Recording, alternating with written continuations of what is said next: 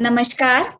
मैं हूं डॉक्टर अन्नपूर्णा सिंह और आज मैं बात करूंगी इस साल के नोबेल पुरस्कार जिन लोगों को मिला है उनके बारे में। Today will discuss the Nobel prize and the Nobel laureates of the year 2022, which is this year. So let me share my screen. Nobel Prize 2022. So before discussing Nobel Prize, I want to discuss a few things about the father of Nobel Prize, which is Alfred Nobel. Alfred Nobel was a Swedish, which is from Switzerland, from Sweden. He was a chemist, then an engineer, and also an inventor, and later became a businessman and a philanthropist. He held 355 patents during his lifetime. That's a lot of patents. Nobel's famous invention was dynamite, a safer and easier means of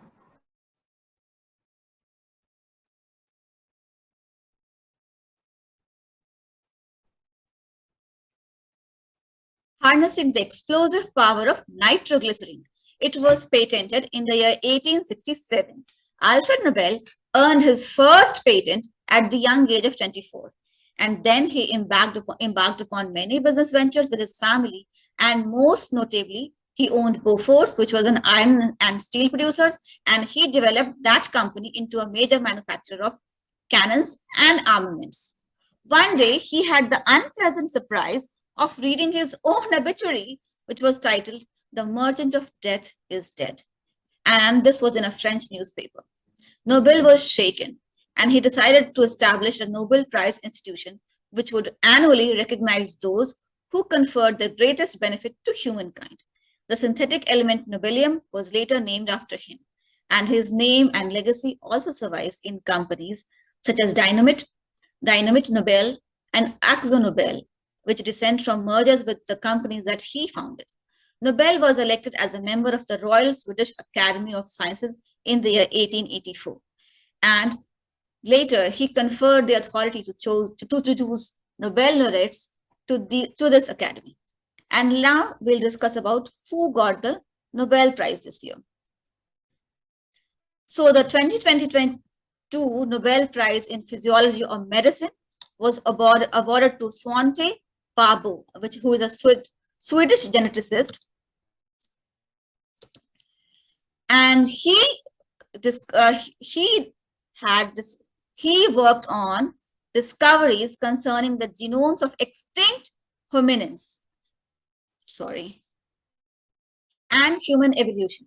Hominin is a term which is most often used to refer the extinct members of the human lineage, some of which are quite well known now from fossil remains, that is H. neanderthalensis, H. erectus, H. habilis, and various species. Svante Pääbo is also the founding director of the Department of Genetics at the Max Planck Institute for Evolutionary Anthropology in Leipzig, Germany since the year 1997. He is also a professor at the Okinawa Institute of Science and Technology, Japan. And through his research, Svante Pääbo sequenced the genome of the Neanderthal, an extinct relative of the present-day humans. Present-day humans is Homo sapiens, and Neanderthal is an extinct relative of ours. He also made the sensational discovery of a previously unknown hominin, which is Denisova.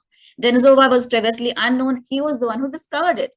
Importantly, Pääbo also found that gene transfer had occurred from these now extinct hominins to Homo sapiens following the migration out of Africa around 70,000 years ago.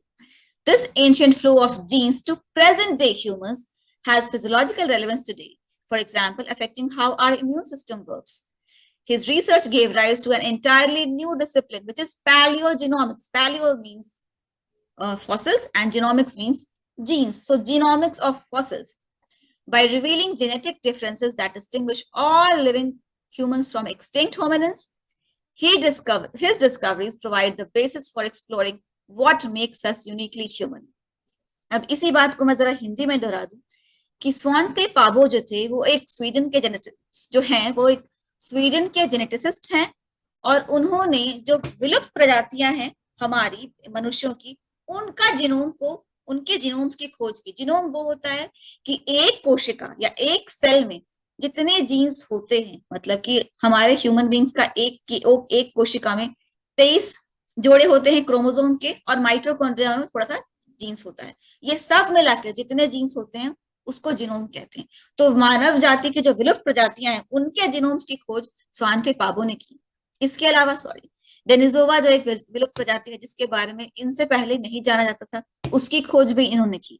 इन्होंने ये भी खोज लगाया कि जो पिछली प्रजातियां हैं उनके जीन्स हम मनुष्यों को ट्रांसफर हुए 70,000 साल पहले, जब अफ्रीका से बाहर मनुष्यों का आगमन हुआ। और ये जो जीन्स पिछली प्रजातियों से हमें ट्रांसफर हुए हैं उनकी वजह से हमारी रोग विरोधक क्षमता और चीजों पे असर पड़ा है। और इसलिए हम मनुष्य हैं क्योंकि हमें अलग अलग प्रजातियों से जीन्स मिले और इसलिए हम यूनिक हैं। तो इनका जो काम है, इसकी वजह से एक नया विषय पैलियोजिनोमिक्स, मतलब कि फॉसिल्स से के जो जीन्स हैं उनकी स्टडी, उनका विषय एक उभर के आया और इसलिए इनको नोबेल पुरस्कार दिया गया।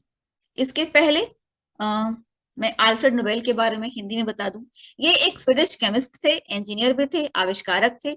बाद में ये बिजनेसमैन और फिलैंथ्रोपिस्ट भी बने, मतलब व्यापारी थे। और फिलैंथ्रोपिस्ट का मतलब होता है अपने मनुष्य भाइयों से प्रेम करने वाला। इनके 355 पेटेंट थे अपनी पूरी जिंदगी में। और सबसे फेमस पेटेंट था डायनामाइट, जो कि नाइट्रोग्लिसरीन के उपयोग से डायनामाइट बना था। और इनका पहला पेटेंट सिर्फ 24 साल की उम्र में हो गया था। और फिर बाद में इन्होंने वो फोर्स को खरीद लिया, जो कि एक आयरन एंड स्टील प्रोड्यूसर्स थी और प्रोड्यूसिंग कंपनी थी, मतलब मेटल की कंपनी थी। और बाद में वो कंपनी तोप और हथियार बनाने लगी। एक दिन क्या हुआ कि इन्होंने अखबार में अपनी ही मृत्यु सूचना देख ली, और वो मृत्यु सूचना इतनी खराब लिखी थी कि जो जो मौत का सौदागर है वो मर गया। ये देखकर उनको बहुत दुख हुआ और इसलिए उन्होंने अपनी सारी संपत्ति से नोबेल पुरस्कार की स्थापना की। और ये पुरस्कार हर साल उन व्यक्तियों को दिए जाएंगे जो मानव विकास में और एक बहुत महत्वपूर्ण भूमिका उस साल निभा रहे होंगे। सिंथेटिक एलिमेंट जो नोबेलियम है, सिंथेटिक एलिमेंट है, मतलब नेचुरली ऑकरिंग नहीं है, उसको भी अल्फ्रेड नोबेल के नाम दिया गया, नोबेलियम। और कुछ कंपनी जैसे डायनेमिट नोबेल, एक्सो नोबेल, ये सब कंपनीज या तो उन्होंने खुद खड़ी की या फिर उनकी कंपनीज के साथ मर्जर होके ये कंपनीज बनी। और इन कंपनियों के नाम में उनका नाम आज भी जिंदा है। अल्फ्रेड नोबेल को रॉयल स्वीडिश अकेडमी, जो कि बहुत ही प्रेस्टिजियस अकेडमी है, वहां उसका मेंबर उनको चुना गया सन 1884 में। और बाद में इसी सोसाइटी को उन्होंने नोबेल पुरस्कार चुनने की अनुमति और जिम्मेदारी भी दी। अब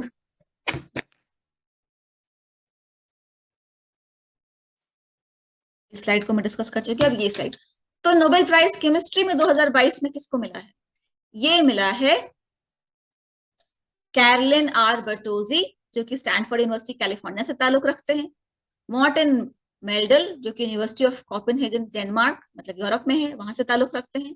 और के बैरी शार्पलेस, जो कि स्क्रिप्स रिसर्च इंस्टीट्यूट लाहोया कैलिफोर्निया में है, वहां से ताल्लुक रखते हैं। ये स्क्रिप्स रिसर्च इंस्टीट्यूट जो है वो मेरे घर से शायद 35 माइल की दूरी पे है, ज्यादा दूर नहीं है, मेरे शहर के पास ही है। For the development of click chemistry and bio orthogonal chemistry. और क्लिक केमिस्ट्री क्या होती है? Click chemistry is a way of building molecules, like snapping Lego blocks together. This is a Lego block. Or we can snap two Lego blocks together. They fit perfectly into each other. This is click chemistry. It takes two molecules to click. So researchers refer to each one as click partner. So this molecule is one click partner. This molecule is one click partner, and they snap together. And this is commonly used in bioconjugation, that is coupling of two molecules together, allowing the joining of substrates of choice with specific biomolecules. तो ये Nobel prize जो है ये दिया गया for development of click chemistry and bioorthogonal chemistry. Click chemistry में क्या होता है कि जैसे दो खिलौने हैं, जो दो लेगो पीसेस हैं, वो ऐसे आपस में क्लिक हो जाते हैं।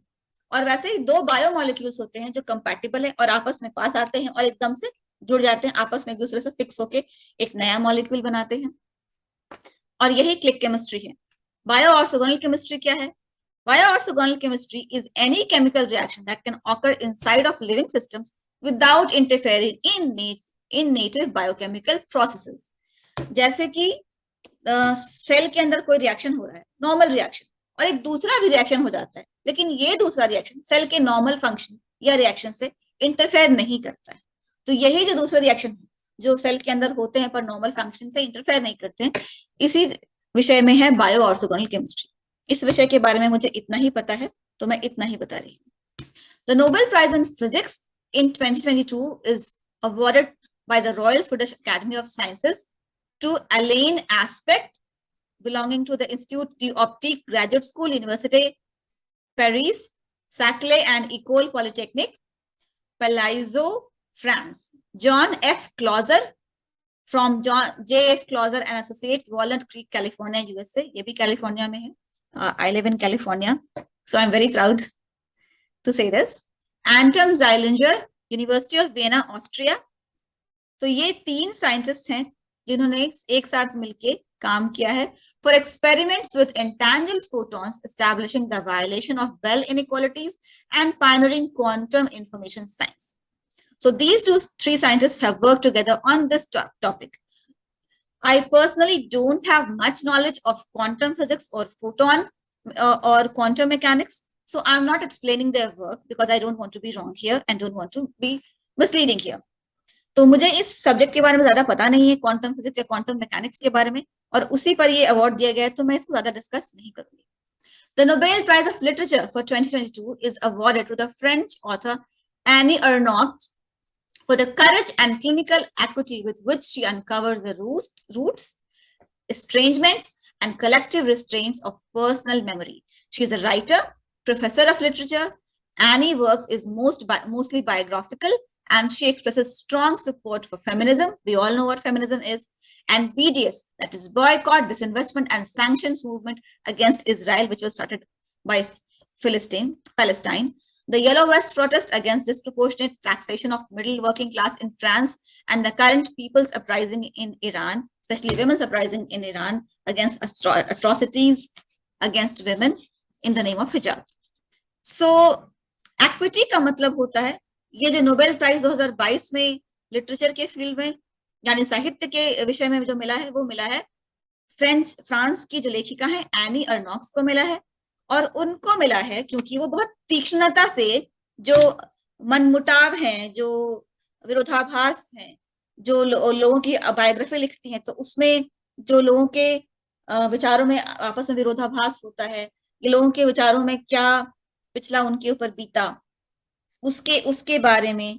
कलेक्टिव रेस्ट्रेंट्स का मतलब होता है सामूहिक संयम, एक्विटी का मतलब होता है तीक्ष्णता, और पर्सनल मेमोरी मतलब होता है व्यक्तिगत स्मृति। तो इन सब को मिला के वो लिखती हैं, और उनका जो लेखनी शैली है वो औरों से अलग है, बहुत ही तीक्ष्णता से वो सच को व्यक्त करती हैं। और जो नारी सशक्तिकरण मूवमेंट है उसके ऊपर भी उन्होंने काफी विचार अपने प्रस्तुत किए हैं। Boycott, disinvestment and sanctions movement जो इजराइल के अगेंस्ट है, क्योंकि वो इजराइल जो है पैलेस्तीन के ऊपर हावी हो रहा है, तो वो उस चीज के विरोध हैं। और ये येलो वेस्ट मूवमेंट है जो फ्रांस में मिडिल क्लास के ऊपर ज्यादा टैक्स लगाया गया है, तेल के दाम बढ़े, उससे भी मिडिल क्लास को दिक्कत हुई, तो उसके ऊपर भी वो बोलती हैं। इसके अलावा जो ईरान में जो महिलाएं आंदोलन कर रही हैं हिजाब के खिलाफ, उसके ऊपर भी उन्होंने बोला कि महिलाएं सही हैं, क्योंकि हिजाब सिर्फ हिजाब नहीं है, हिजाब एक मात्र ऐसा टूल है, एक इंस्ट्रूमेंट है जिसके थ्रू महिलाओं को दबाया जा रहा है। अगर जरा सा किसी के बाल हिजाब से बाहर गिर गए तो क्या वो अपराध इतना बुरा है कि उसके लिए किसी की हत्या कर देनी चाहिए? आप खुद सोचिए, उस जगह पर अपनी बेटी या बहन को रख के देखिए, फिर आप खुद समझेंगे कि ये कितना गलत है। हिजाब सिर्फ एक टूल है, ये बस महिलाओं को दबाने का एक साधन बनाया जा रहा है। और जिस देश में महिलाएं सशक्त नहीं है, वो देश आगे बढ़ना उस देश को मुश्किल होगा। Nobel Peace Prize. The Norwegian Nobel Committee has decided to award the Nobel Peace Prize for 2022 to one individual and 2 organizations. It is awarded to the human rights advocate Alice Bialyatsky from Belarus, the Russian Human Rights Organization Memorial, and the Ukrainian Human Rights Organization Center for Civil Liberties. The Peace Prize laureates represent civil society in their home countries. They have for many years promoted the right to criticize power and protect the fundamental rights of citizens. They have made an outstanding effort to document war crimes, human rights abuses, and the abuse of power. Together, they demonstrate the significance of civil society for peace and democracy. तो शांति पुरस्कार इस साल 3 जनों को दिया गया, जिसमें से एक मनुष्य है, मतलब एक आदमी है, और दो संस्थाएं हैं। जो आदमी है उनका नाम है एलिस बियालिट्स बियालियात्स्की, सॉरी, जो बेलारूस से हैं। और रशिया की एक संस्था है जो मेमोरियल है, और ये मानवाधिकार की संस्था है। और यूक्रेन की मानवाधिकार की संस्था है जिसका नाम है सेंटर फॉर सिविल लिबर्टीज। और इन तीनों ही ने जो है मानवाधिकार के उल्लंघन के खिलाफ, और युद्ध में जो मानवाधिकार का उल्लंघन होता है उसके खिलाफ, और जो शासन के द्वारा जो शासित होते हैं उन पर जो जुल्म किया जाता है उसके खिलाफ आवाज उठाई है। और इसलिए इनको नोबेल शांति पुरस्कार दिया गया है। और ये जो नॉर्वेजियन नोबेल कमेटी है, ये नॉर्वेजियन मतलब नॉर्वे की पार्लियामेंट इसको कमेटी को बनाती है, 5 लोगों की कमेटी होती है, और वो तय करती है कि इस साल शांति पुरस्कार किसको दिया जाए। और एक है Sveriges Riksbank prize in economic sciences in the memory of Alfred Nobel, और ये 2022 में दिया गया है 3 को। और वो है बेन एस बर्नानके, जो कि ब्रुकलिन इंस्टीट्यूशन वॉशिंगटन डीसी से ताल्लुक रखते हैं, Douglas W Diamond University of Chicago Illinois USA से हैं, और Philip H Dybvig Washington University Saint Louis Missouri से हैं, for research on banks and financial crisis. कि बैंक और फाइनेंशियल क्राइसिस मतलब कि बैंक और वाणिज्यिक जो आपदा आती है, मतलब जो पैसे से संबंधित, उनका आपस में क्या तालमेल है। और इनके काम से they have significantly improved our understanding of the role of banks in the economy. कि इकोनॉमी में, अर्थव्यवस्था में बैंकों का क्या रोल है। फाइनेंशियल क्राइसिस में, अर्थव्यवस्था में जब क्राइसिस आती है, जब आपदा आती है, तो उसमें बैंक किस तरह से अपनी भूमिका निभाते हैं। और बैंकों का जो क्रैश करना है, बैंक जो डूब जाती है, उसको रोकना कितना जरूरी है, ये इन्होंने अपनी जो अपना जो रिसर्च है उससे इन्होंने दर्शाया है। तो ये बहुत जरूरी है, क्योंकि आजकल बैंक्स बहुत क्रैश करते हैं, आम आदमी का पैसा डूबता है। तो क्यों डूबता है, कैसे डूबता है, और क्यों नहीं डूबना चाहिए, ये इनकी इनकी रिसर्च जो इनका शोध इसी पर है, और इसलिए इनको नोबेल प्राइज दिया गया है। So the Sveriges Riksbank prize in economic sciences in the memory of Alfred Nobel 2022 has been awarded to the Ben S. Bernanke, who belongs to Brooklyn Institution, Washington, D.C., Douglas W. Diamond from the University of Chicago, and Philip H. Dybvig from Washington University in St. Louis for their collective research on banks and financial crisis. And they have significantly improved our understanding of the role of banks in the economy, particularly the role of banks in financial crisis, and why avoiding bank collapse is vital.